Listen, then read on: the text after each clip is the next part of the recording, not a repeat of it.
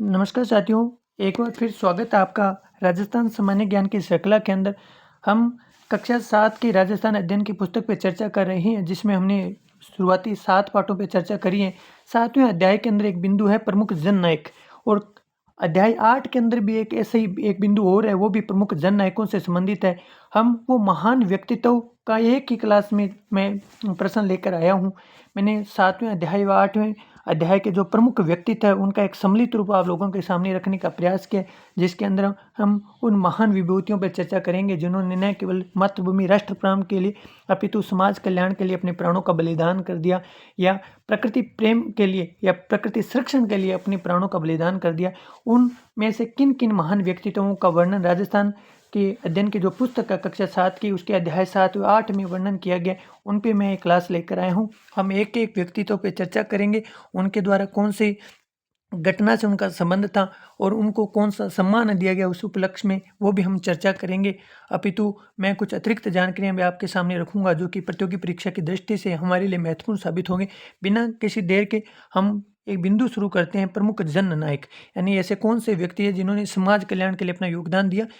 अध्याय 7 और 8 का एक सम्मिलित रूप है। अध्याय 7 और 8 के अंदर जो जितने भी व्यक्तित्व के बिंदु दिए गए हैं, जिन जिन लोगों का वर्णन है, उनका मैंने एक ही क्लास के अंदर सभी प्रश्नों का समावेश किया। एक एक प्रश्न पे चर्चा करते हैं। निश्चित रूप से ये प्रश्न आने वाली प्रतियोगी परीक्षाओं में हमारे लिए मील का पत्थर साबित होंगे। एक एक प्रश्न पे चर्चा करते हैं बिना किसी देर के।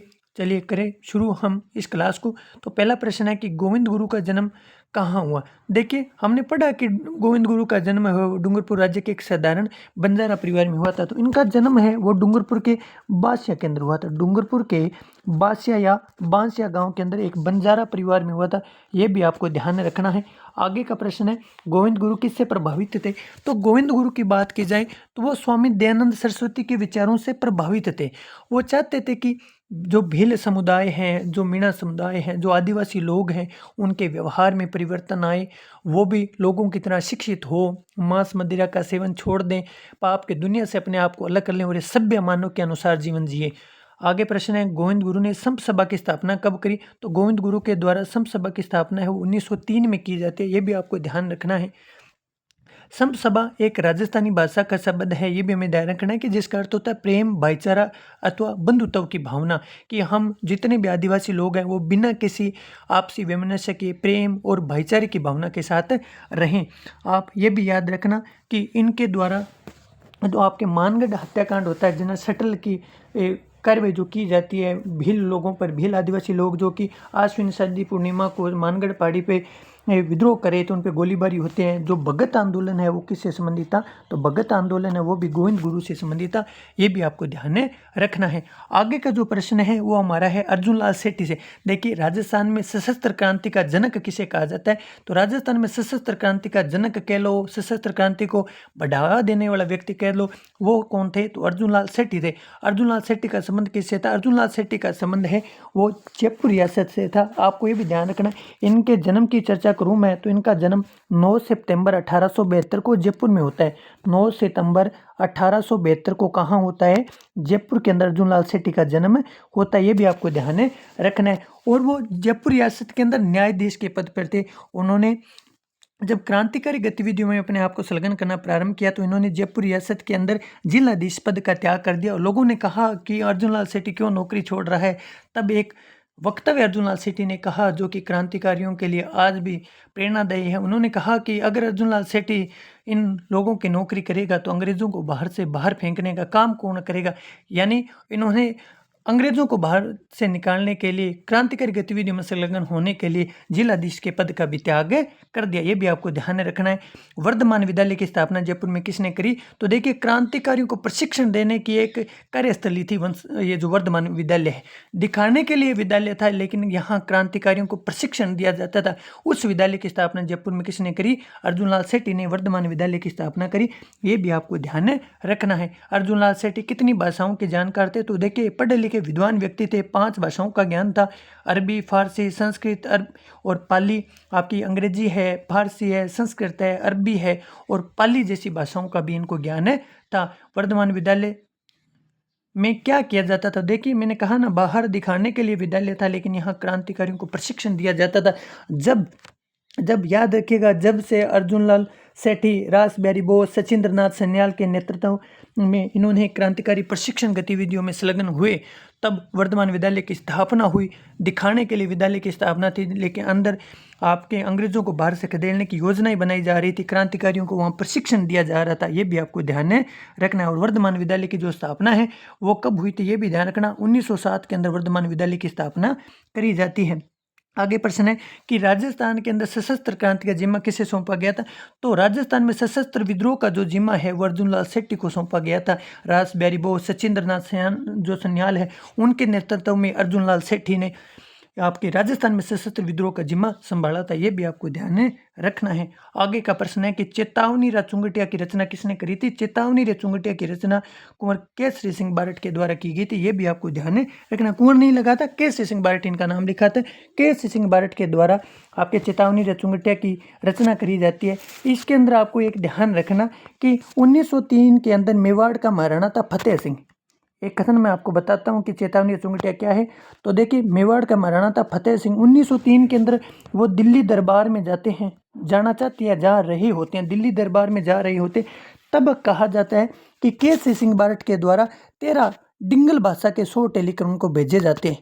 किस भाषा के सोटे? 13 डिंगल भाषा के सोटे लिखकर उनको भेजे जाते हैं। यही चेतावनी चुंगटिया। और कहा जाता है मेवाड़ महाराणा फतेह सिंह उन सोटों को पढ़ते हैं ना, तब उनका सोया हुआ स्वाभिमान जाग जाता है और वो दिल्ली दरबार के अंदर उपस्थित नहीं होते। ये भी आपको ध्यान रखना है। तो चेतावनी चुंगटिया की रचना किसने करी? केसरी सिंह बारट ने करी। 1903 में फतेह सिंह दिल्ली दरबार में जा रहे थे, तब कहते हैं कि कटाक्ष के तौर पर 13 डिंगल भाषा के सोट या केसरी सिंह बारट ने लिखकर फतेह सिंह को भेजे। और जब वो फतेह सिंह इन सोटों का अध्ययन करते हैं तो उनका सोया हुआ स्वाभिमान जाग जाता है। एक मेवाड़ के महाराणा के रूप में उनके क्या कर्तव्य है वो स्वाभिमान जाग जाता है और वो दिल्ली दरबार में उपस्थित नहीं होते। आगे प्रश्न है कि इन सोटों के द्वारा केसरी सिंह बारट ने ब्रिटिश शासन के विरुद्ध किसे सचेत कर दिया था? मेवाड़ महाराणा फतेह सिंह को सचेत कर दिया था। ये भी आपको ध्यान रखना है। और भी आपको ध्यान रखना है कि इन्होंने न केवल यही तो रचनाएं करी, इसके अलावा जो केसरी सिंह बारट है इनको क्या कहा जाता है? इनको राजस्थान केसरी भी कहा जाता है। राजस्थान केसरी की संज्ञा किसे दी जाती है? राजस्थान केसरी की संज्ञा किसे दी जाती है? आपके केसरी सिंह बारट को राजस्थान केसरी की भी संज्ञा दी जाती है। ये एक कवि के रूप में भी काम करते हैं। इन्होंने रूठी रानी, प्रताप चरित्र है, दुर्गादास चरित्र है, राज सिंह चरित्र नामक ग्रंथों की भी रचना करी थी। ये भी आपको ध्यान रखना है। प्रताप चरित्र महत्वपूर्ण है, ये ध्यान रखना कि प्रताप चरित्र और रूठी रानी इन रचनाओं की रचना किसने करी थी? तो इनकी रचना है वो किसके द्वारा की जाती है? कुंवर केसरी सिंह बारट के द्वारा करी जाती है। आगे का प्रश्न है, ये तो आपको ध्यान रखना ही रखना है कि जो फतेह सिंह है किसके दरबार में जाने से रोका था? तो अंग्रेजों के जो दिल्ली दरबार लग रहा था उसमें जाने से इन्होंने रोका था। आगे का प्रश्न है कि किस क्रांतिकारी का वास्तविक नाम भूप सिंह गुर्जर था? तो देखिए, विजय सिंह पथिक का जो वास्तविक नाम था वो भूप सिंह गुर्जर था। इनका जन्म यूपी के बुलंदशहर जिले के अंदर हुआ था। इसके अलावा विजय सिंह पथिक से संदर्भ में हमें क्या जानकारी रखनी है? देखिए, राजस्थान के अंदर किसान आंदोलन जो होते हैं, राजस्थान किसान आंदोलन का जो श्रेय किसे दिया जाता है? राजस्थान के जो जितने भी किसान आंदोलन है इनके प्रेरणादायक स्रोत या प्रेरणादायक जो श्रेय है वो विजय सिंह पथिक को दिया जाता है। मूल नाम भूप सिंह गुर्जर था। ये भी क्रांतिकारी गतिविधियों में शामिल थे। अंग्रेजों से बचने के लिए उन्होंने अपना नाम विजय सिंह पथिक रखा। ये भी हमें ध्यान रखना। और किस किसान आंदोलन से राजस्थान में इन्होंने पहचान मिलाई? तो याद रखिए, आपके बिजोलिया किसान आंदोलन से। किस किसान आंदोलन से? बिजोलिया किसान आंदोलन इन्होंने राजस्थान में पहचान बनाई। ये किसान आंदोलन है जो कि 1897 से लेकर 1941 तक लगभग 44 वर्षों तक चला। ये भी हमें ध्यान रखना है। ये इस आंदोलन से जुड़ते हैं, किसानों को न्याय दिलाते हैं। धाकड़ जाति के किसानों द्वारा जो बिजोलिया किसान आंदोलन किया जा रहा था उन सभी लोगों के न्याय दिलाते हैं। जितने भी कर लाग बाग बेगार थे उनको अंतिम में समाप्त कर दिया जाता है। ये भी हमें ध्यान रखना है। देखिए, विजय सिंह पथिक बिजोलिया किसान आंदोलन के दौरान ही राजस्थान सेवा संघ की स्थापना करते हैं। वो कब करते हैं? तो 1919 के अंदर विजय सिंह पथिक के द्वारा राजस्थान सेवा संघ की स्थापना है वो वर्धा के अंदर की जाती है। ये भी हमें ध्यान रखना है। प्रश्न ऐसे आता है कि राजस्थान सेवा संघ की स्थापना किसके द्वारा की जाती है? तो विजय सिंह पथिक के द्वारा की जाती है। कहाँ करी जाती है? तो वर्धा के अंदर की जाती है। ये भी हमें ध्यान में रखना है। आगे प्रश्न है, विजय सिंह पथिक ने किस किसान आंदोलन का नेतृत्व किया? तो बिजोलिया किसान आंदोलन का इन्होंने नेतृत्व किया। ये कथन भी हमारे लिए जरूरी है। और क्रांतिकारी गतिविधियों में सम्मिलित तो हुए। राजस्थान में किसान आंदोलन भी इन्होंने करवाए। इसके अलावा कुछ रचनाएं भी लिखी, जैसे कि अजय पथिक, इनके द्वारा लिखा गया उपन्यास था। ये कथन भी बढ़िया है कि विजय सिंह पथिक के द्वारा कौन से उपन्यास की रचना करी गई थी? तो अजय पथिक नामक उपन्यास की रचना की गई थी। ये अजय पथिक का ये एक उपन्यास था। ये हमारे लिए ध्यान रखने वाली बात है। और इन्होंने एक कहानी भी लिखी थी पथिक प्रमोद के नाम से। पथिक प्रमोद की रचना किसके द्वारा की जाती है? पथिक प्रमोद एक कहानी थी, उसकी रचना भी किसी के द्वारा की जाती है? वो भी विजय सिंह पथिक के द्वारा की जाती है। ये भी हमें ध्यान में रखना है। आगे नाम है सेठ दामोदर दास राठी। देखिए, सेठ दामोदर दास राठी का जन्म है वो पोखरण महाराष्ट्र मारवाड़ में होता है। सॉरी, पोखरण मारवाड़ के अंदर इनका जन्म होता है। लेकिन इनकी जो कार्यस्थली है ना, वो ब्यावर अजमेर रहती है। ब्यावर अजमेर रहती है। इनकी जो कार्यस्थली है वो ब्यावर अजमेर रहती है। ये हमें ध्यान में रखना है। लेकिन इससे पहले एक ये भी आप ध्यान रखें कि इनको क्या कहा जाता है। कुछ क्रांतिकारियों का इन्होंने सहयोग भी किया, वित्तीय रूप से भी सहयोग किया, आर्थिक दृष्टि से सहयोग किया। वो तो ध्यान रखना ही रखना है। इनके द्वारा राजस्थान की प्रथम सूती वस्त्र मिल की स्थापना भी की जाती है। राजस्थान की प्रथम सूती वस्त्र मिल की भी स्थापना की जाती है, जिसका नाम क्या था? दय कृष्णा मिल। दय कृष्णा मिल। दय कृष्णा मिल की स्थापना कहाँ की जाती है? दय कृष्णा मिल की स्थापना है वो ब्यावर अजमेर के अंदर करी जाती है, जिसके संस्थापक कौन थे? सेठ दामोदर दास राठी थे। यानी सेठ दामोदर दास राठी के द्वारा राजस्थान की प्रथम सूती वस्त्र मिल दय कृष्णा मिल की स्थापना ब्यावर अजमेर में की जाती है। ये भी आपको ध्यान में रखना है। इन्हें स्वतंत्रता संग्राम का भामाशाह भी कहा जाता है। और राजस्थान की क्रांतियों जो क्रांतिकारी गतिविधियां, उनका वित्त पोषक भी कहा जाता है। इन्होंने बहुत से क्रांतिकारियों की आर्थिक रूप से सहायता करी थी, इसलिए राजस्थान के स्वतंत्रता संग्राम का भामाशाह इनको कहा जाता है। आगे का प्रश्न है, प्रथम महायुद्ध के दौरान रासबिहारी बोस और राजा महेंद्र प्रताप ने सारे देश में क्रांति के लिए कौन सा दिन निर्धारित किया था, निश्चित किया था?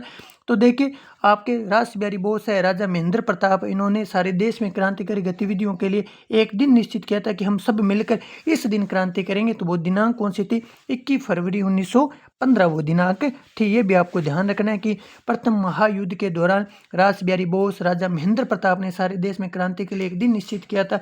उस दिन कौन सी तारीख थी? तो 21 फरवरी 1915 को वह दिन निर्धारित किया गया। वो योजनाएं विफल हो जाती है, ये भी हमें ध्यान में रखना है। आगे है कि राजस्थान में अजमेर के अंदर जो नसीराबाद सैनिक छावनी थी, उस पर कब्जा करने की जिम्मेदारी किसको दी गई थी?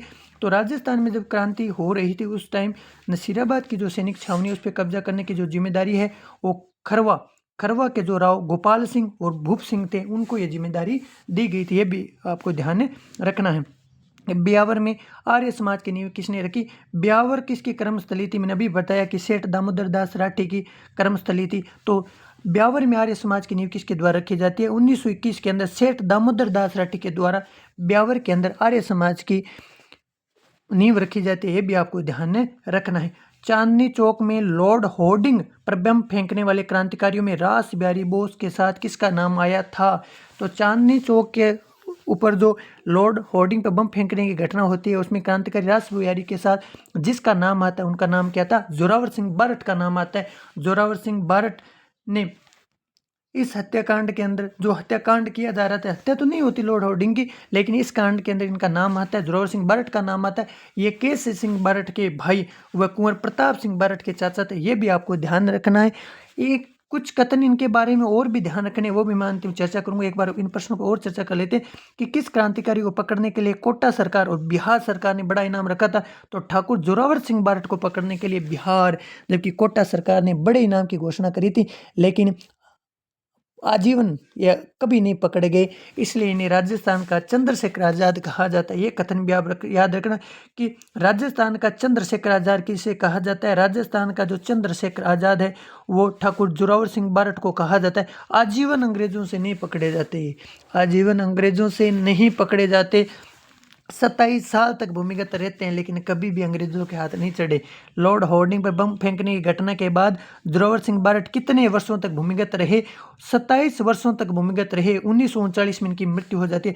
भूमिगत रहने के दौरान ये अपना जो नाम है जोरावर सिंह बारट उसको छुपा देते हैं। एक नया नाम लेकर, एक गुप्त नाम लेकर ये लोगों के बीच में रहते हैं। वो गुप्त नाम क्या था ये भी आपको याद रखना है। अमरदास बैरागी।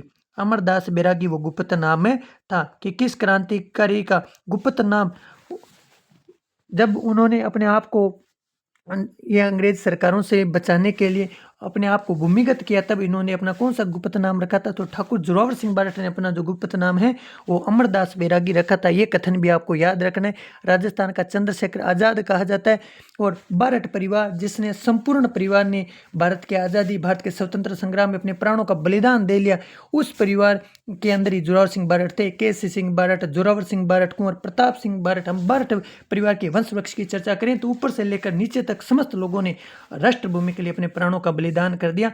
ऐसे परिवार को, ऐसा परिवार भारतीय इतिहास में होना भारत के लिए भी अपने आप में गर्व की बात थी। तो ठाकुर जोरावर सिंह बारट के अंदर हमने चर्चा कर ली कि लॉर्ड हार्डिंग बम कांड में रास बिहारी बोस के साथ नाम आया लेकिन आजीवन पकड़े नहीं गए, इसलिए राजस्थान का चंद्रशेखर आज़ाद भी कहा जाता है। 27 वर्षों तक इधर उधर भूमिगत रहे। इस दौरान नाम अमरदास बैरागी भी रख लिया और 1939 में इनकी मृत्यु हो जाती है। ये भी आपको ध्यान में रखना है। आगे जिस क्रांतिकारी, जिस वीर भारत माता के पुत्र का वर्णन है वो है कुंवर प्रताप सिंह। पहला प्रश्न है कुंवर प्रताप सिंह से संबंधित कि केसी सिंह बारट के पुत्र का नाम क्या था? केसी सिंह बारट के पुत्र का नाम कुंवर प्रताप सिंह बारट था। कुंवर प्रताप सिंह बारट, देखो कहा जाता है कि 1915 के अंदर एक बनारस हत्याकांड होता है।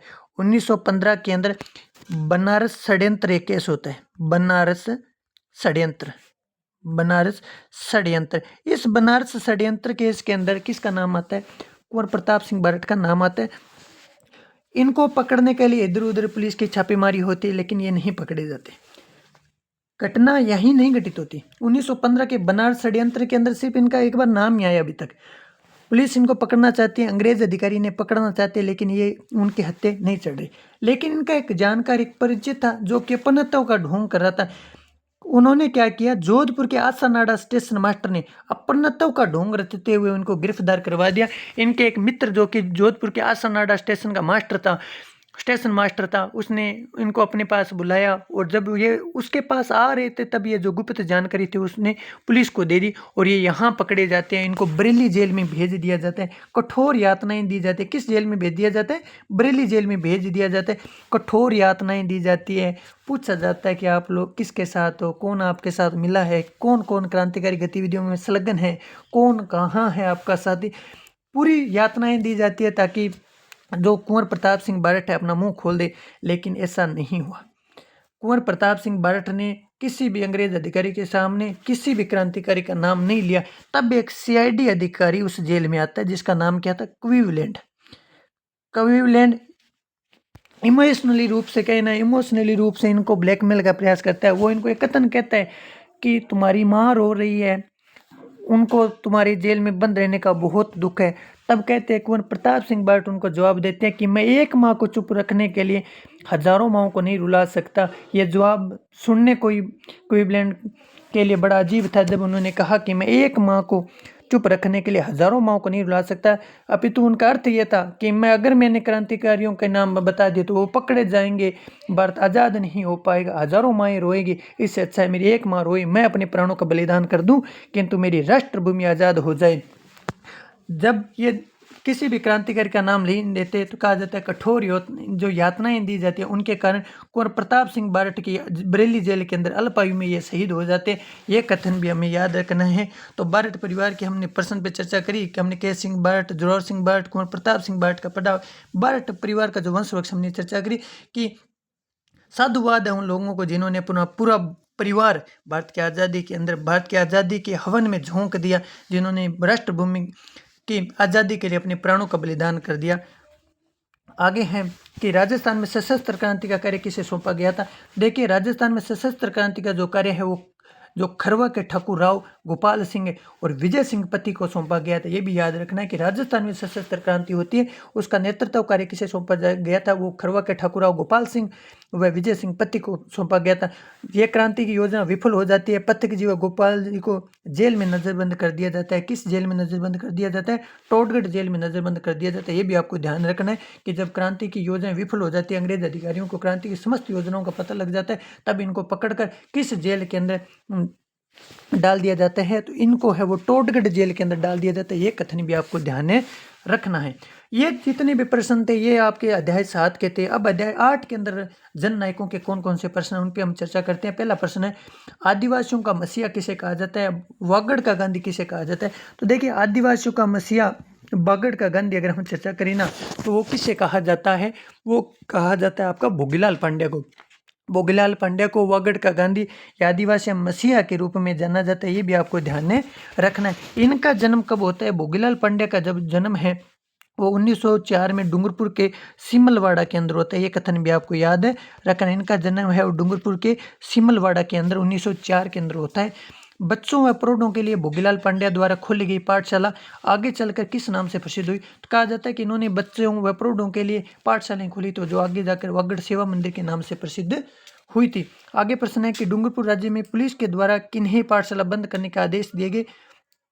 तो डूंगरपुर राज्य के अंदर डूंगरपुर के महारावल के द्वारा एक आदेश निकाला जाता है कि जो भी समस्त शैक्षिक संस्थाएं हैं उनको बंद कर दिया जाए। तो ये जो आदेश था ना, वो राज्य में जन जागृति हेतु जो सेवा संघ द्वारा खुली पाठशालाएं थी उनको बंद करने के आदेश थे। ये भी आपको ध्यान रखना है। ये आपको ध्यान रखना है कि किस जगह ये पाठशालाएं बंद करवाई गई थी। तो ये जो पाठशालाएं हैं वो डूंगरपुर के अंदर आपके राज्य में जन जागृति हेतु जो सेवा संघ द्वारा खुली पाठशालाएं थी उनको बंद कराने के आदेश थे। किसके द्वारा दिए गए? डूंगरपुर के महारावल के द्वारा दिए गए। ये कथन भी आपको ध्यान में रखना है। डूंगरपुर राज्य में जो पाठशालाएं बंद करने के आदेश थे, कहते हैं कि ये आदेश लेकर आपके रास्तापाले गांव हैं वहाँ ये पुलिस अधिकारी पहुँचते हैं। नानाभाई खांट व सिंगाबाई उसी विद्यालय के अध्यापक थे और उनसे चाबियां मांगी जाती है कि आप ये संस्था बंद कर दें, विद्यालय बंद कर दें, क्योंकि डूंगरपुर के महारावल का आदेश था। तब वो कहते कि नानाभाई खांट ने वो चाबियां देने से इनकार कर दिया, तो नानाभाई खांट की उसी जगह हत्या कर दी जाती है। वो सिंगाबाई है उसको पुलिस की गाड़ी के पीछे बांध कर घसीटा जाता है। तब कहा जाता है कि 13 वर्षीय भील बालिका ने अपने गुरु प्रेम को दृष्टिगत रखते हुए आपकी हांसिया यानी दांतली से उस रस्सी को काट दिया। पुलिस के द्वारा उस बच्ची पे गोली चला दी जाती है। और आगे दिन जो 19 जून 1947 की ये घटना है, रास्तापाल की घटना कब की है? 1947 की घटना, 19 जून 1947 की। ये भी आपको ध्यान है रखना है। 20 जून को उस भील कालीबाई की मृत्यु हो जाती है। तो ये भी आपको याद रखना है कि नानाभाई खांट, सेंगाभाई और कालीबाई का संबंध किस हत्याकांड से संबंधित था? तो रास्तापाल डूंगरपुर का जो हत्याकांड है जो कि डूंगरपुर महारावल के द्वारा करवाया गया था उस घटना से संबंधित था। एक प्रश्न आपको और भी ध्यान रखना है कि 13 वर्षीय भील बालिका ने अपने गुरु प्रेम के लिए, शिक्षा के लिए अपने प्राणों का बलिदान कर दिया। वैसे हम देखें तो इनको क्या संज्ञा दी गई थी? इनको साक्षरता की देवी की संज्ञा दी गई है। इनको किसकी संज्ञा दी जाती है? साक्षरता देवी की संज्ञा दी जाती है। और आधुनिक एकलव्य, ये भी आपको याद रखना है कि शिक्षा के संदर्भ में अपने प्राणों का बलिदान देने वाली कालीबाई को आधुनिक एकलव्य की भी संज्ञा दी जाती है। ये कथन भी आपको ध्यान में रखना है। आधुनिक एकलव्य की बात करें, साक्षरता की देवी की बात करें, तो ये किसको संज्ञा दी गई है? भील बालिका कालीबाई को ये संज्ञा दी गई है। मैं एक बार दोबारा रिकेप बता रहा हूँ कि क्या घटना वो घटित थी कि डूंगरपुर राज्य के महारावल द्वारा एक आदेश दिया जाता है कि राज्य के अंदर जितनी भी पाठशालाएं हैं उनको बंद कर दिया जाए। कहा जाता है कि ये आदेश वो राज्य में जो जनजागृति हेतु राजस्थान सेवा संघ की जो पाठशालाएं थी उनके खिलाफ निकाला गया था। ये सूचनाएं रास्तापाल गांव के अंदर नानाभाई खांट व सेंगाबाई द्वारा जो विद्यालय संचालित है वहां ये सूचना पहुंचती है। नानाभाई खांट इस आदेश को मानने से मना कर देते हैं, विद्यालय की चाबियां देने से मना कर देते हैं। तब उनकी हत्या कर दी जाती है। सेंगाबाई को पुलिस गाड़ी के पीछे घसीटा जाता है। एक 13 वर्षीय भील बालिका जो पास एक खेत में काम कर रही होती है वो हांसिए से उस रस्सी को काट देती है जिस रस्सी से सेंगाबाई को बांधा गया था। तो पुलिस के द्वारा उस पर गोलीबारी कर दी जाती है। ये घटना 19 जून 1947 की है और 20 जून 1947 को वो भील बालिका जो कालीबाई है उसकी मृत्यु हो जाती है। तो ये भी आपको ध्यान रखना है। और एक मैं इंपॉर्टेंट प्रश्न बताता हूँ, शिक्षा पर प्रतिबंध लगाने वाली रियासत कौन सी थी? तो ये जो घटना है इससे आपको ये पता लग गया कि शिक्षा पर प्रतिबंध लगाने वाली रियासत कौन सी थी। तो शिक्षा पर प्रतिबंध लगाने वाली जो रियासत थी वो डूंगरपुर थी। ये कथन भी आपको याद रखना, इंपॉर्टेंट प्रश्न है कि शिक्षा पर प्रतिबंध लगाने वाली रियासत कौन सी थी? डूंगरपुर वो रियासत थी जिन्होंने शिक्षा पर प्रतिबंध लगाया था। आगे प्रश्न है, बीकानेर रियासत के महाराजा करनी सिंह का जन्म कब हुआ? बीकानेर रियासत के महाराजा करनी सिंह का जन्म 1924 के अंदर हुआ। महाराजा करनी सिंह कितने साल तक लोकसभा के सदस्य रहे? 1952 से 1977 तक, लगभग 25 साल तक ये शासक रहे। ये भी आपको याद रखना है। लोकसभा के कितने साल तक सदस्य रहे? 25 साल तक लगभग ये लोकसभा के सदस्य रहे, 1952 से लेकर 1977 तक। करनी सिंह केवल राजनीति में एक सक्रिय नाम नहीं था। करनी सिंह द्वारा 1961 में निशानेबाजी में अर्जुन पुरस्कार भी इनको दिया गया। ये भी याद रखना है कि 1961 के अंदर निशानेबाजी के अंदर इनको अर्जुन पुरस्कार दिया गया। तो खेल जगत का एक बड़ा पुरस्कार अर्जुन पुरस्कार, उससे भी सम्मानित इनको किया गया था। ये भी याद रखना। और केवल खेलों से नहीं जुड़े, राजस्थानी भाषा को संविधान की 8वीं अनुसूची में शामिल करवाने के भी इन्होंने प्रयास किए कि राजस्थानी जो भाषा है उसे संविधान की 8वीं सूची में शामिल किया जाए। इस हेतु भी उन्होंने प्रयास किए, जो आज तक तो नहीं सफल हो पाए। आगे भी आज भी बहुत से युवा लोग हैं जो इस बात का विरोध कर रहे हैं कि राजस्थानी भाषा को भी संविधान की 8वीं अनुसूची में शामिल क्यों नहीं किया जा रहा, जबकि राजस्थानी का एक बड़ा स्तर, बड़े लोगों की संख्या बोले जाने के कारण राजस्थानी भाषा को भी संविधान की 8वीं अनुसूची में शामिल किया जाए, क्योंकि ये राजस्थानी है, हमारी माइड भाषा है और इसे संविधान की 8वीं अनुसूची में शामिल किया भी जाना चाहिए। तो करनी सिंह से संदर्भ में आप याद है कि 25 साल लोकसभा के सदस्य रहे आपके 1952 से 1977 तक। 1961 में निशानेबाजी के अर्जुन पुरस्कार भी मिला। ये कथन भी आपको ध्यान में रखना है। आगे प्रश्न है, हीरालाल शास्त्री का जन्म कब हुआ? हीरालाल शास्त्री का जन्म 24 नवंबर 1899 को जोबनेर जयपुर के अंदर हुआ था। हीरालाल शास्त्री का संबंध किस संस्था से था? तो इन्होंने जीवन कुटीर नामक संस्था की स्थापना करी थी। ये भी आपको ध्यान में रखना है। कहा जाता है कि इनकी पुत्री जिनका नाम था शांताबाई शास्त्री, इनकी पुत्री जिनका नाम था शांताबाई शास्त्री, उनकी स्मृति के अंदर ही इन्होंने जीवन कुटीर संस्था या शांताबाई कुटीर शिक्षा कुटीर संस्था नाम की भी स्थापना करी थी। हीरालाल शास्त्री राजस्थान के मुख्यमंत्री कब बने? तो हीरालाल शास्त्री है वो राजस्थान के मुख्यमंत्री 30 मार्च 1949 के राजस्थान के प्रथम मुख्यमंत्री बने थे। और एक कथन आपको याद रखने कि 30 मार्च 1949 को राजस्थान के प्रथम मुख्यमंत्री बने, लेकिन ये प्रथम मुख्यमंत्री राजस्थान के मनोनीत मुख्यमंत्री थे। ये कथन भी आपको याद है कि राजस्थान के प्रथम मनोनीत मुख्यमंत्री कौन थे? तो राजस्थान के प्रथम जो मनोनीत मुख्यमंत्री थे वो हीरालाल शास्त्री थे। ये कथन आपको याद रखना है कि प्रश्न पूछा जाए कभी तो उस पर गौर करना है कि वो मनोनीत पूछ रहा है या निर्वाचित पूछ रहा है। मनोनीत की बात करें तो ये प्रश्न हमारा है कि हीरालाल शास्त्री राजस्थान के मुख्यमंत्री कब बने? तो 30 मार्च 1949 को राजस्थान के प्रथम मनोनीत मुख्यमंत्री हीरालाल शास्त्री थे। और अगर प्रश्न को घुमाकर वो ये पूछे कि राजस्थान का प्रथम निर्वाचित मुख्यमंत्री कौन था, तो राजस्थान का प्रथम निर्वाचित जो मुख्यमंत्री है, निर्वाचित जो चीफ मिनिस्टर वो कौन था? तो टिक्काराम पालीवाल था। ये भी आपको ध्यान में रखना है कि राजस्थान का जो प्रथम निर्वाचित मुख्यमंत्री वो कौन था? टिक्काराम पालीवाल था। यह कथन भी आपको ध्यान में रखना है। आगे प्रश्न है कि हीरालाल शास्त्री ने अपनी पत्नी के साथ मिलकर महिला शिक्षा को बढ़ावा देने के लिए किस संस्था की स्थापना करी?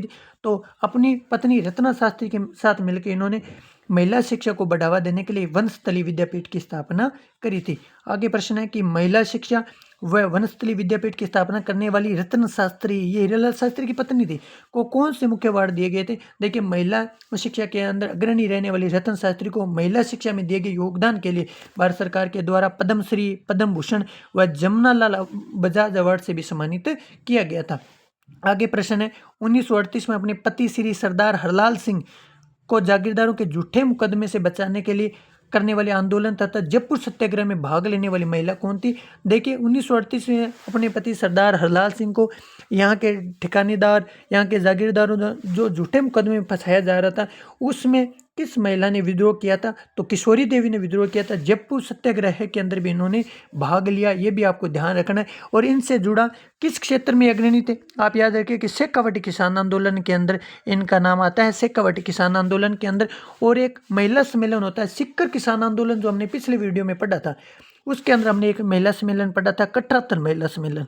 कटरातल महिला सम्मेलन 1934 का वो किसके नेतृत्व में होता है? वो किशोरी देवी के नेतृत्व में ही होता है। इनका संबंध किससे है? झुंझुनू से। वैसे इनका संबंध किस किसान आंदोलन से? शेखावटी किसान आंदोलन से है। मुख्य रूप से सीकर किसान आंदोलन में इनका नाम है आया था। और आगे का प्रश्न है, मामा बालेश्वर दयाल का जन्म कब व कहाँ हुआ? तो मामा बालेश्वर दयाल का जन्म है वो 10 मार्च 1905 को हुआ। इन्होंने राजस्थान व मध्य प्रदेश के भीलों को जागृत करने के लिए आंदोलन चलाया। जल जंगल और जमीन आंदोलन इन्होंने चलाया था। तो जल जंगल और जमीन आंदोलन किसके द्वारा चलाया गया? वो मामा बालेश्वर दयाल के द्वारा चलाया गया। मामा लोगों द्वारा इनको दिया गई एक उपाधि थी। मामा के लोगों ने संगठित यानी जो गरीबों की सहायता करी, मामा की उपाधि इनको दी गई। तो मामा बालेश्वर दयाल हैं, इन्होंने जल जंगल और जमीन आंदोलन चलाया जो कि भीलों में जन जागृति लाने के लिए चलाया गया था। यह चाहते थे कि जो भील लोग हैं वो नशा है, जो बुरी संगतियां उनको छोड़ दें और सभ्य जीवन व्यतीत करें, इसलिए उन्होंने जल जंगल और जमीन आंदोलन चलाया। आज हमने मुख्य रूप से ये जो 42 प्रश्न है, इसके अतिरिक्त बहुत से ऐसे प्रश्नों पर चर्चा करी जो आने वाली परीक्षाएं हैं उसके अंदर व्यक्तित्व के बिंदु में हमारे लिए महत्वपूर्ण साबित होगी। ये बिंदु वैसे आप व्यक्तित्व के अंदर हम देखते हैं, मैंने 7वें व 8वें अध्याय के सम्मिलित रूप आपके समक्ष रखा जिसने मैंने एक एक व्यक्ति पर चर्चा करी। मैं एक रिकेप रूप से आपके द्वारा पुनः आपके समक्ष रख रहा हूँ कि हमने सर्वप्रथम आपके गोविंद गुरु का विवरण पढ़ा कि उनका जन्म है वो बंजारा परिवार में हुआ। दयानंद सरस्वती के विचारों से प्रभावित इनके द्वारा किस संस्था की स्थापना करी गई? तो इनके द्वारा किस संस्था की स्थापना की? इनके द्वारा संत सभा की स्थापना करी गई थी। ये भी आपको ध्यान में रखना है। अर्जुन उसके बाद हमने अर्जुन लाल शेट्टी का भी अध्ययन किया कि उनका संबंध किस रियासत से? जयपुर रियासत से उनका संबंध था। इनके द्वारा 1907 में वर्धमान विद्यालय की भी स्थापना करी जाती है। ये वर्धमान विद्यालय मैंने ये भी चर्चा करी आपके साथ कि बाहर लोगों को दिखाने के लिए एक विद्यालय था, जबकि आंतरिक इसकी जो गतिविधियाँ थी वो क्रांतिकारियों को प्रशिक्षण देने की थी। इसके अलावा वर्धमान विद्यालय की स्थापना के अलावा ये भी हमने पढ़ा कि अर्जुन लाल शेट्टी, रास बिहारी बोस, सचिंद्र नाथ सन्याल के नेतृत्व में इस क्रांति में जुड़ते हैं। अर्जुन लाल शेट्टी को 5 भाषाओं का ज्ञान था जिसमें अंग्रेजी, फारसी, संस्कृत, अरबी, पाली, ये भी हमने अध्ययन किया। इसके अलावा हमने ये भी पढ़ा कि राजस्थान में सशस्त्र क्रांति का जिम्मा किसे सौंपा गया था? ये अर्जुन लाल शेट्टी को सौंपा गया था। फिर हमने बारठ परिवार के अंदर सर्वप्रथम केसी सिंह बारठ पे चर्चा करी। हमने पढ़ा कि किस प्रकार वो मेवाड़ के महाराणा फतेह सिंह को दिल्ली दरबार में जाने से रोकते हैं। 13 डिंगल भाषा के सोट हैं उनके समक्ष पेश करते हैं जिनको पढ़कर मेवाड़ के महाराणा का सोया हुआ स्वाभिमान जाग जाता है। मेवाड़ महाराणा फतेह सिंह को ये सचेत करते हैं। फिर हमने क्रांतिकारियों में विजय सिंह पथिक को भी पढ़ा कि हमने यूपी के बुलंदशहर में जन्म लेने वाले भूप सिंह गुज्जर जो राजस्थान किसान आंदोलन से जुड़ते हैं, विजय सिंह पथिक की उपाधि धारण करते हैं। वर्धा में 1919 में राजस्थान सेवा संघ की भी स्थापना करते हैं और बिजोलिया किसान आंदोलन में इनका अग्रणी नाम था। फिर हमने पढ़ा सेठ दामोदर दास राठी के संदर्भ में कि मारवाड़ में इनका जन्म होता है, जबकि इन्होंने क्रमस्थलीय वो ब्यावर अजमेर को बनाया। राजस्थान की प्रथम सूती वस्त्र मिल थी द कृष्णा मिल, उसकी भी स्थापना इनके द्वारा की जाती है। ये भी हमने पढ़ा। फिर हमने पढ़ा कि नसीराबाद सामने पर कब्जा करने की जिम्मेदारी है वो किससे सौंपी गई थी? तो खरवा के राव गोपाल सिंह व भूप सिंह को सौंपी गई थी। ब्यावर में आर्य समाज की नींव किसके द्वारा की जाती है? ब्यावर में आर्य समाज की नींव 1921 में सेठ दामोदर दास राठी के द्वारा की जाती है। इनको जो आपके स्वतंत्रता संग्राम उनका भामाशाह भी कहा जाता है क्योंकि बहुत से क्रांतिकारियों की इन्होंने आर्थिक रूप से सहायता की थी, इसलिए स्वतंत्रता संग्राम का भामाशाह किसे कहा जाता है? तो सेठ दामोदर दास राठी को स्वतंत्रता संग्राम का भामाशाह या वित्त पोषक भी कहा जाता है। वित्त का अर्थ भी पैसा ही होता है, ये भी हमें ध्यान रखना है। फिर हमने जोरावर सिंह बारठ पे भी चर्चा करी जिनका चांदनी चौक पे लॉर्ड होर्डिंग बम कांड में नाम आता है। 27 वर्षों तक भूमिगत रहते हैं। उस भूमिगत समय के दौरान ही अमरदास बैरागी इनका नाम पड़ता है, ये भी आपको ध्यान रखना है। आजीवन अंग्रेजों से नहीं पकड़े जाते, इसलिए राजस्थान का चंद्रशेखर आजाद भी कहा जाता है, ये भी ध्यान रखना है। केसी सिंह बारठ के पुत्र कुंवर प्रताप सिंह बारठ था जिनका नाम 1915 के बनारस षड्यंत्र में आता है। जोधपुर के एक मित्र स्टेशन मास्टर जो इनके आने की गुप्त सूचना पुलिस को दे देता है, बरेली जेल में इनको कैद कर दिया जाता है। क्वीवलैंड के द्वारा इमोशनल रूप से भी ब्लैकमेल किया जाता है, लेकिन ये फिर भी अपना मुंह नहीं खोलते और बरेली जेल के अंदर ही इनकी हत्या, वैसे हत्या ही मानिए कि यातनाएं देने के कारण इनकी मृत्यु हो जाती है, तो हत्या ही मानिए इस वीर क्रांतिकारी की हत्या कर दी जाती है और राष्ट्र प्रेम के लिए, राष्ट्र मातृभूमि के लिए शहीद हो जाते हैं। फिर हमने चर्चा करी कि जब क्रांति असफल होती है तो गोपाल सिंह, विजय सिंह पति को किस जेल में नजरबंद किया जाता है तो टोडगढ़ जेल में नजरबंद किया जाता है। फिर हमने भोगीलाल पांडे के संदर्भ में पढ़ा कि आदिवासियों को मसीहा वागड़ का गांधी किसे कहा जाता है, तो वागड़ का गांधी भोगीलाल पांड्या को कहा जाता है। इनका जन्म 1904 में डूंगरपुर के सिमलवाड़ा में हुआ। फिर हमने पढ़ा कि भोगीलाल पांड्या द्वारा जो खुली पाठशाला थी बच्चों और प्रौढ़ों के लिए, उसका नाम क्या पड़ गया था, वो आगे जाकर वागड़ सेवा मंदिर के नाम से भी प्रसिद्ध हुई थी। कि डूंगरपुर राज्य में पुलिस के द्वारा किन्हें पाठशाला बंद करने आदेश दिए गए थे, तो देखिए राज्य में जनजागृति द्वारा जो राजस्थान सेवा संघ के द्वारा जो पाठशालाएं खुल रही थी उनको डूंगरपुर महारावल बंद करने का आदेश है। नानाभाई खांट व सेंगाबाई जिन्होंने विरोध किया उनकी हत्या कर दी जाती है। भील 13 वर्षीय भील बालिका कालीबाई भी शहीद हो जाती है। तो डूंगरपुर एक ऐसी रियासत है जिनमें शिक्षा पर प्रतिबंध लगाने वाली एकमात्र रियासत, ये भी हमने पढ़ा। फिर हमने करनी सिंह के बारे में पढ़ा भी, 25 वर्ष तक लोकसभा के सदस्य रहे और केवल राजनीति में नहीं सक्रिय अपितु 1961 में खेल जगत में भी इनको अर्जुन पुरस्कार मिला था। फिर हीरालाल शास्त्री पे भी हमने चर्चा करी और मामा बालेश्वर दयाल, रतन शास्त्री, किशोरी देवी पे भी हमने चर्चा करी। ये प्रश्न आने वाली प्रतियोगी परीक्षा में हमारे लिए महत्वपूर्ण साबित होंगे। इसी विश्वास के साथ आज की कक्षाओं में हम यहीं तक चर्चा करेंगे। आने वाली कक्षा के अंदर मैं चर्चा करूंगा कि राजस्थान में आज़ादी से पूर्व क्या सामाजिक सुधार होते हैं और संविधान सभा में राजस्थान के किन किन लोगों का योगदान और क्या क्या योगदान रहता है, उस अध्याय के भी जो प्रमुख बिंदु है मैं आपके सामने अगली क्लास में लेकर उपस्थित होऊंगा। उम्मीद है मुझे कि यह कक्षा आपको पसंद आई होगी। जय हिंद, जय भारत।